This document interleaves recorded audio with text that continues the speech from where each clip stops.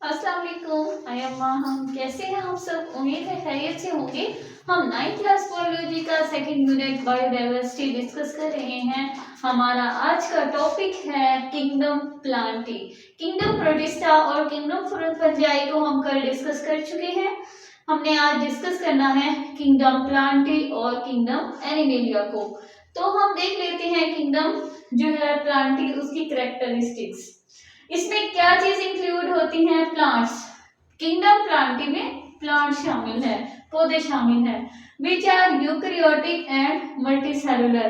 Plants क्या होते हैं? यूकैरियोटिक्स होते हैं, यानी इनके पास ट्रू न्यूक्लियस होता है और मेम्ब्रेन बाउंडेड ऑर्गेनेलीज होती हैं। और ये क्या होते हैं? मल्टीसेलुलर होते हैं, यानी इनकी बॉडी जो है वो एक से ज्यादा, काफी ज्यादा सेल से मिलकर बनी होती है। उसके अलावा हम देखते हैं कि जो इस प्लांट्स की सेल वॉल है वो सेलुलोज की बनी हुई है।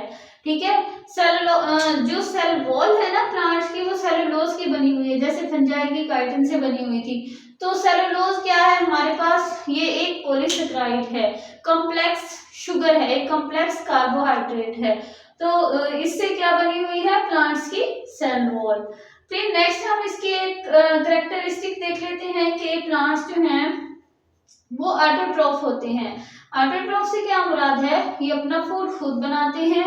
किस तरह से बनाते हैं? फोटोसिंथेसिस के प्रोसेस के थ्रू, क्योंकि इनके पास क्लोरोफिल होता है इनके क्लोरोप्लास्ट में, जिसकी वजह से ये फोटोसिंथेसिस करने के काबिल होते हैं और अपना फूड खुद बनाते हैं, और इसलिए हम इनको ऑटोट्रॉफ्स कहते हैं।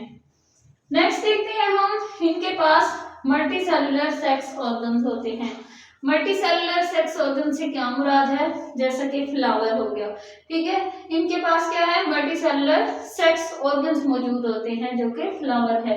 इसी तरह इनके पास जो है सेक्सुअल रिप्रोडक्शन होती है इनमें, और एम्ब्रियो फॉर्मेशन होती है। सेक्सुअल रिप्रोडक्शन किसे कहते हैं? जिसके अंदर जो है फ्यूजन ऑफ गैमेट्स होता है, गैमेट्स फ्यूज होते हैं और जाइगोट बना देते हैं, और जाइगोट डेवलप होकर एम्ब्रियो बनाता है। ठीक है, तो हमारे पास जो है एम्ब्रियो फॉर्मेशन करते हैं, और इनके अंदर क्या होती है? सेक्सुअल रिप्रोडक्शन भी होती है।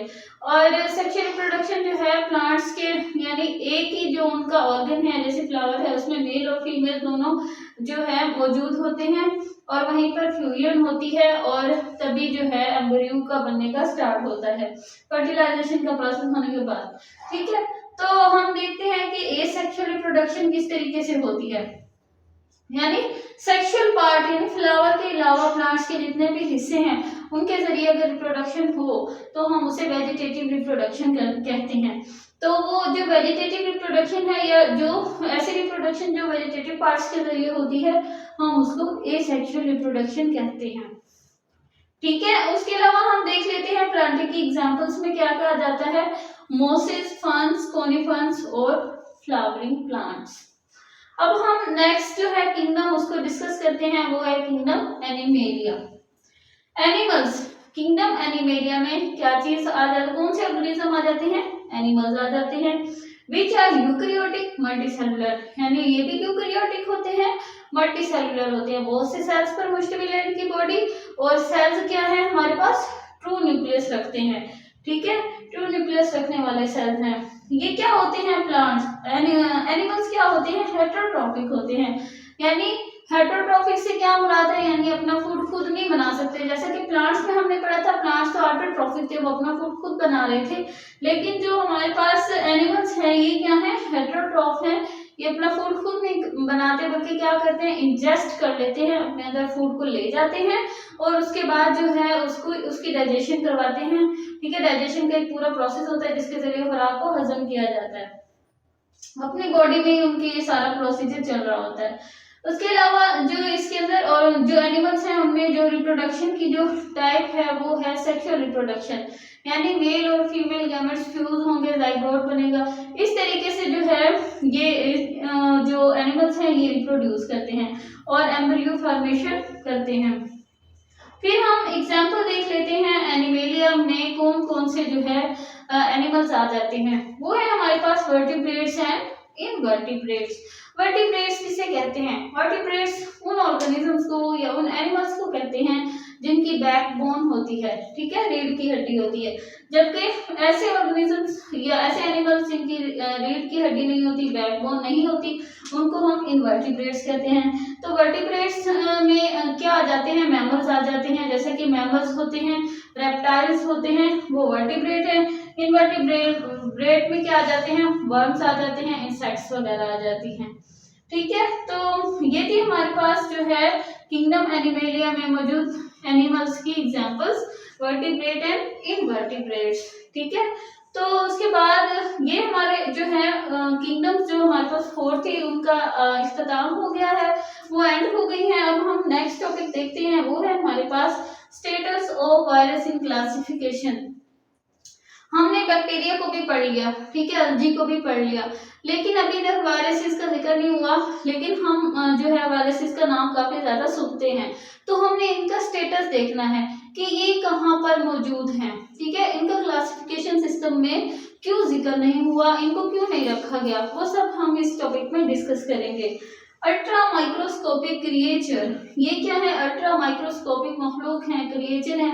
अल्ट्रा माइक्रोस्कोपिक से क्या मुराद है कि ये जो लाइट माइक्रोस्कोप है ये उससे भी नजर नहीं आती, ये बहुत ज्यादा छोटे होते हैं, जिसकी वजह से इनको देखने के लिए इलेक्ट्रॉन माइक्रोस्कोप का यूज करना पड़ता है।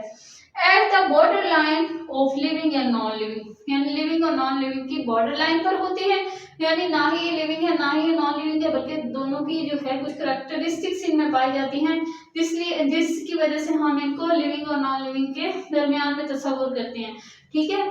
तो हम देख लेते हैं कि ऐसी कौन कौन सी करैक्टरिस्टिक्स हैं। देखिए, ए सेलुलर होने की वजह से हम इनको नॉन लिविंग कह सकते हैं, यानी इनके अंदर कोई सेल नहीं है, कोई ऑर्गेनेलिज नहीं है। तो जो लिविंग होते हैं उनकी बॉडी तो सेल से मिलकर बनती है, तो इस वजह से हम इसको नॉन लिविंग कह सकते हैं।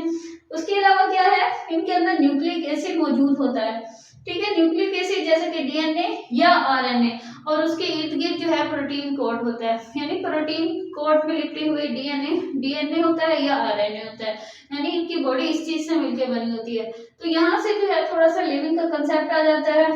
लेकिन आगे देखते हैं हम कि इनकी बॉडी में कोई मेटाबॉलिज्म नहीं होता, ठीक है, ये अपने लिए कुछ नहीं करते, यानी जैसे फूड वगैरह का, फूड के लिए। तो ये क्या करते हैं, ये become parasite for protein synthesis, इन्होंने प्रोटीन की सिंथेसिस करनी होती है, उसके लिए ये पैरासाइट बन जाते हैं, यानी होस्ट में जाके, जैसे प्लांट्स या किसी एनिमल की बॉडी के अंदर जाके रहते हैं और वहां पर जाकर जो है प्रोटीन सिंथेसिस करते हैं, और उसके जो है ये पैरासाइट बन जाते हैं। पैरासाइट से क्या मुराद है, यानी वहां जाकर होस्ट अपने होस्ट में जाके रहते भी हैं, उनसे फायदा लेते हैं और बदले में उनको नुकसान पहुंचाते हैं, ठीक है। तो हम नेक्स्ट मूव करते हैं। Not included in classification system because lack characteristics of 3 domains of life, इनको जो है क्लासिफिकेशन सिस्टम में शामिल नहीं किया गया, क्योंकि जो है क्लासिफिकेशन सिस्टम जो है वो ऑर्गेनिजम्स की डिवीजन है।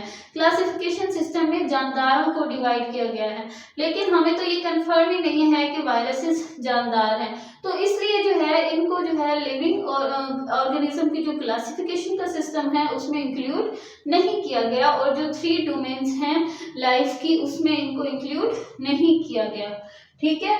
उसके अलावा इसकी एग्जांपल में आ जाती है बैक्टीरियोफेज, ये एक वायरस है जो किसको इफेक्ट करता है, बैक्टीरिया को, ये बैक्टीरिया पर अटैक करता है।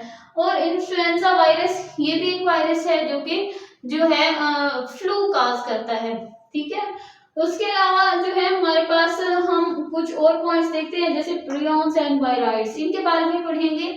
ये क्या होते हैं, ये भी क्या है, ए सेलुलर पार्टिकल्स, यानी इनकी जो बॉडी है ये भी सेल से मिलकर नहीं बनी होती, ये भी ए सेलुलर पार्टिकल्स हैं।